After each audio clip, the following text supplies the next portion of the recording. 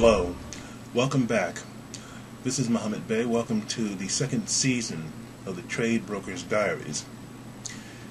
In this program, I want to talk about some of the problems you face when you're working as a trade broker, namely the apparent inability to go smoothly from point A, from the origination of the deal, to point B, to the conclusion, or from the alpha to the omega, if you like.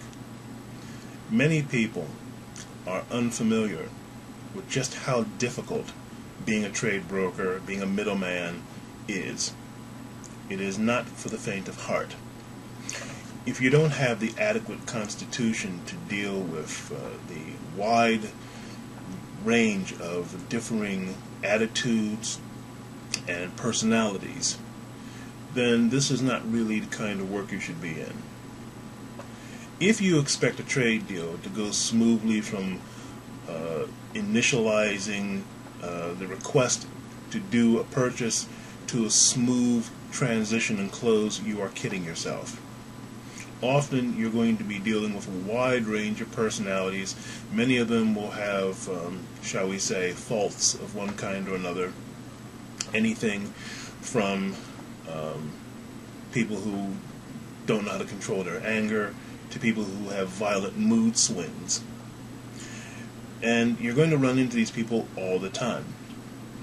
Often these personality problems are going to be hidden beneath other problems, such as the fact that the person may be lying to you or even to themselves about what their true role is. Some people call themselves a broker when they're just some sort of intermediary.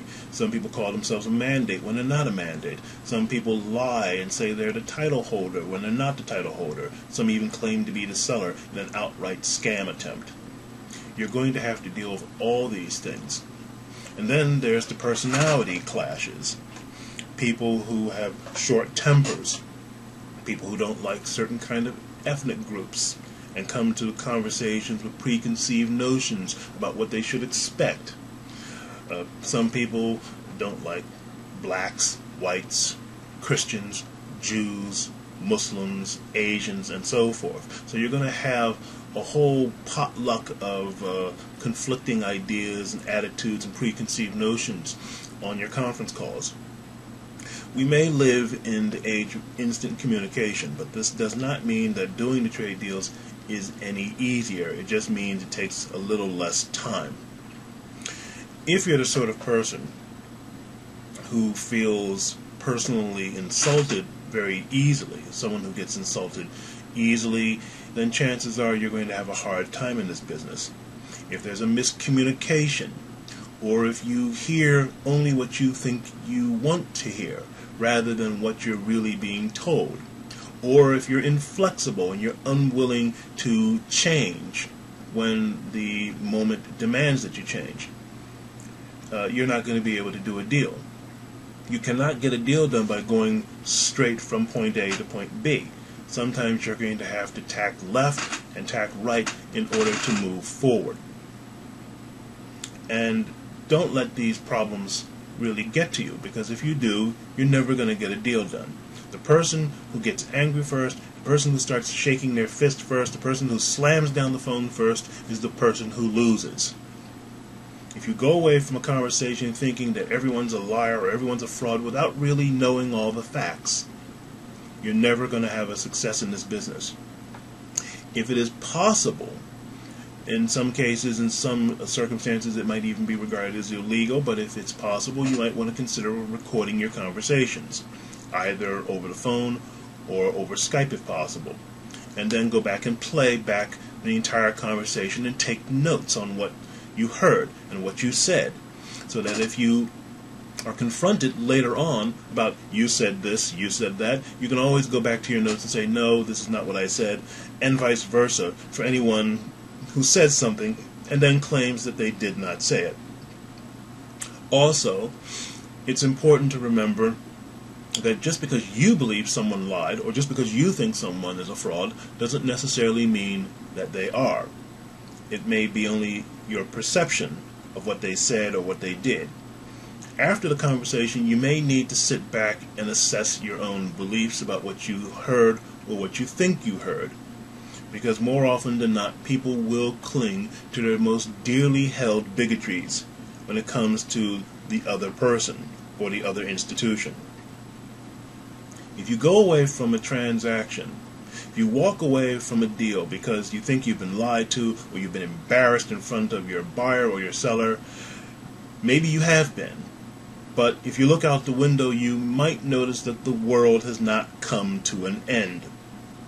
It's possible to pick up where you left off and try again. You may have gotten bitten, but that doesn't mean you're going to die from the bite.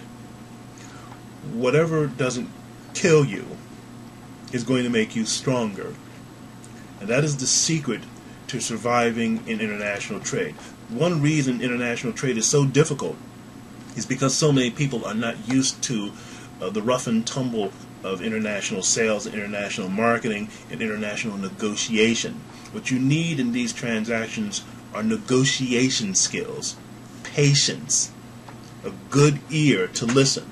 You have 2 ears and 2 eyes. That means you should be listening and looking twice as much as you speak.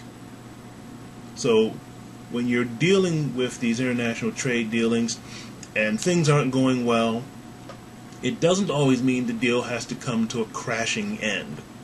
Step back from the precipice, look at the situation, look at the facts, and then pick up the phone. Be the first one to call. It is not a sign of weakness that you give in. It's not giving in if at the end of the day you can cry all the way to the bank about it. It's only giving in if you quit. The quitters never win, and the winners never quit. That's all for now for this video. Be sure and stop by our website, www.capitalistinternational.org, where you can find out more information about international trade. And also visit our website, www.beyslist.com, where you can place free and low-cost ads worldwide in over 900 cities, with more on the way. I'm your host, Muhammad Bey. Thanks for watching this video. Thanks for visiting my websites. Take care.